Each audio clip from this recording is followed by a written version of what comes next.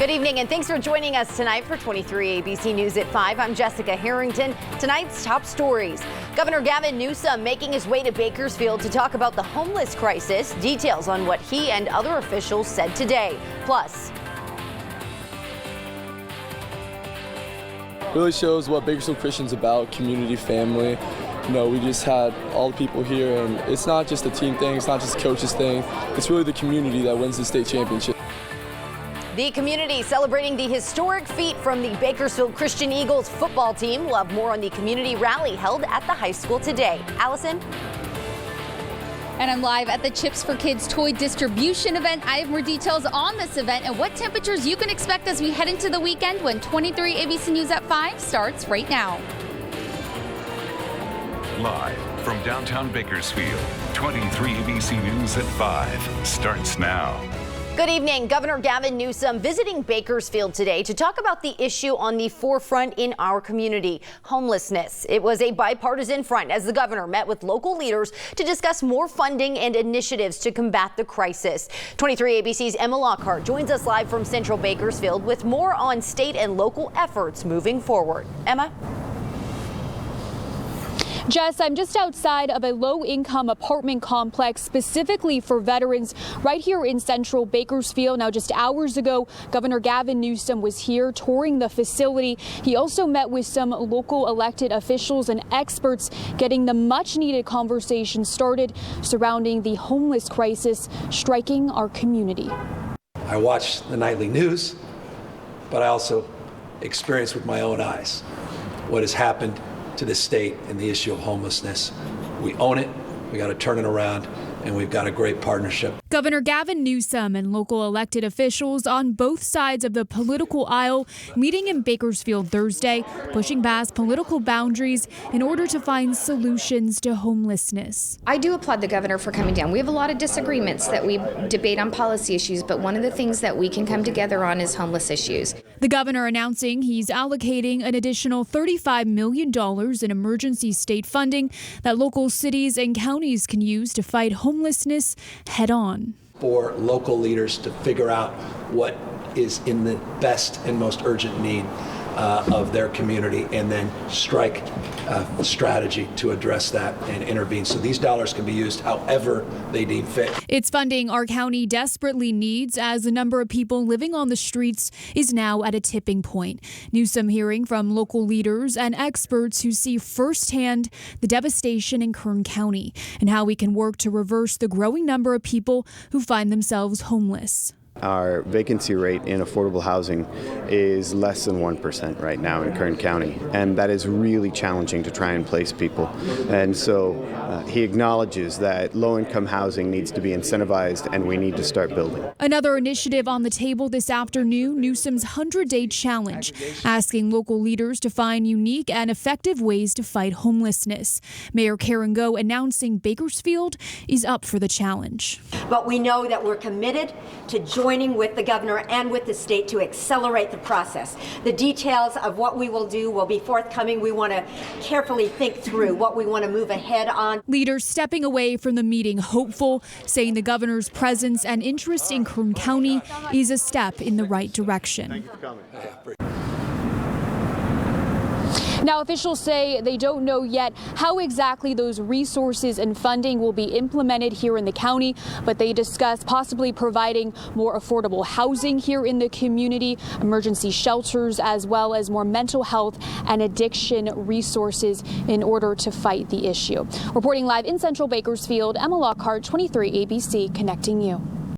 All right, Emma, thanks for that. The Board of Supervisors also sending an invitation to Governor Newsom to return next month to address the importance of the oil and gas industry. The board writing in the letter that oil and gas production continues to be a vital industry sector that provides high-paying jobs to the region. Chairman and District 4 Supervisor David Couch invited the governor to the board meeting on January 14th at 2 p.m. They would take part in a discussion of the current state of oil and gas industry here in Kern County. This, of course, coming after Newsom issued a moratorium on permits for wells using high-pressure steam to extract oil. Bakersfield police announcing today that a disturbance and then collision stemmed from a kidnapping and assault. BPD says 21-year-old Fabian Prieto assaulted a woman and forced her into a vehicle from an apartment complex in East Bakersfield. Prieto then drove her to the area of Highway 178 and Morning Drive. Police say a concerned citizen saw the victim struggling inside of the vehicle and decided to intervene. That's when Prieto reportedly got out of his vehicle and pointed a gun at the Good Samaritan. According to BPD, the Good Samaritan was able to disarm Prieto by hitting him with his vehicle. Once Prieto was down, the Good Samaritan called police. The assault victim had minor injuries, and police say further investigation showed she and Prieto knew each other. BPD spokesperson Nathan McCauley says the Good Samaritan's actions were admirable. We always tell people, we want you to do what you're comfortable with. We don't want you to put yourself in a position you're not comfortable with. But when somebody does have the ability and have the confidence to put themselves in that situation there, it's very courageous in a variety of ways to be able to put yourself in the middle of something like that, knowing that you're trying to help this person, you're trying to do what's best for them, but it does potentially put you in a dangerous spot there as well. So it's very admirable that person was able to step in and intervene there, and who knows what could have happened if he hadn't. Prieto was taken to the hospital. Once he is released, he will be booked into Kern County Jail for domestic assault, assault with a firearm, kidnapping, and other charges. Rodriguez and Associates announcing today a Bakersfield family was awarded more than $70 million in connection to a crash that happened in August 2017. 23 ABC's Tori Cooper has a preview of that story coming up at 6. Rodriguez and Associates coming to the defense of a local teen who was told by doctors that there was a good chance he was never going to be able to run again. Coming up at 6, we'll have details on the largest verdict in Kern County history and how it's supporting a local teen and his mother. Again, that story coming up at 6. Well, now we turn to continuing coverage on the impeachment of the president. Local Congressman and House Minority Leader Kevin McCarthy calling the impeachment, quote, the weakest, thinnest, and fastest in history. Now we have the own Speaker of the House who is so embarrassed that she admits the failure of this impeachment that she will not even send it to the Senate. So embarrassed that I watched in her press conference she wouldn't even take your questions. That is not a good legacy to have. Is adopted. He made those comments this morning at a press conference, as you heard, lashing out at House Speaker Nancy Pelosi. Now, McCarthy continued, adding that the only abuse moving forward is the Democrats, and that he is embarrassed that the only legacy this Congress will have is passing more subpoenas than laws. Yesterday, 6 hours of debate on the House floor ended with a historic impeachment vote, making him the third president to be impeached. Well, one city firefighter is recovering after crews responded to a fire at a motel in southeast Bakersfield overnight. It happened around 12:16 this morning at the Budget Inn Motel off of South Union Avenue. Crews from BFD and County Fire were able to get a handle of the blaze and contain the fire to 3 of the 12 units. There were no injuries to guests or employees, but one firefighter did suffer minor injuries. 2 dogs were rescued. The cause of the fire still unknown at this time, and an investigation is underway. Officials say American Red Cross is assisting those displaced by the blaze.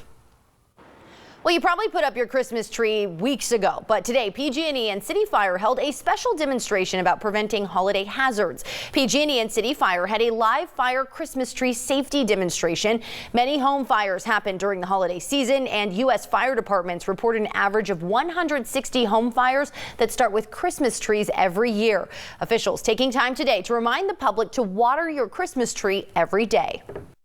So it's an important reminder today to showcase the hazards of the holidays. We want everyone to enjoy the holidays with their family and friends, but we also want them to know that unfortunately there are a lot of home fires this time of year due to Christmas trees, live Christmas trees in the home that aren't properly taken care of, as well as hazards with electrical and gas. City fire officials also advising to be careful when you are cooking during Christmas Eve and Christmas. According to officials, Christmas usually has a high number of kitchen fires. Well, we turn now to sports. Football in Kern County has come to a close, but it'll be a season never forgotten by one school. 23 ABC sports reporter Matt Lively watched Bakersfield Christian soak up all the glory this afternoon and has more on today's celebration. There's only one reason why an entire school would come to celebrate a football team, and it's when you hang a banner like that. As that banner fell, a dream became the ultimate reality for the Bakersfield Christian Eagles. Fresh off the school's first ever CIF football state championship, a ceremony was held for parents and family, Congressman Kevin McCarthy to address the school with a message, and for the players to pass around the trophy one more time before it's put on the mantle. You grew up, it's your hometown. A lot of these guys' hometowns. So we knew we were going to state, man. You wanted to put us, Bakersfield on the map. You know what I mean? So it's a great accomplishment for these guys. Just thrilled to be here. The Eagles won the final game of the season thanks to parents, fans, coaches, players, and 17 seniors who led the way. Freshman year, seen us get all the way to state, lose that game. Sophomore, junior year, seen us get knocked out by San Joaquin Memorial in the Valley. It's been a tough couple of years, but I know it's just been to prepare me for this moment, and I just couldn't be more proud of the team and the way they played. Winning the game with 4 unanswered scores, it was a massive payoff for quarterback Dominic Gamboni. Last year I played a couple games, and it was a little bit of up and down, and I think people didn't really know who I was, so I was almost like a nobody coming in. I just really appreciate them trusting me, and I think now that season's over, I finally got to show off what I could really do. While the team celebrated today, as soon as the new year hits, they'll be on to next season. As we all know, winning a state title, pretty sweet. From BCHS, I'm Matt Lively, 23 ABC, connecting you.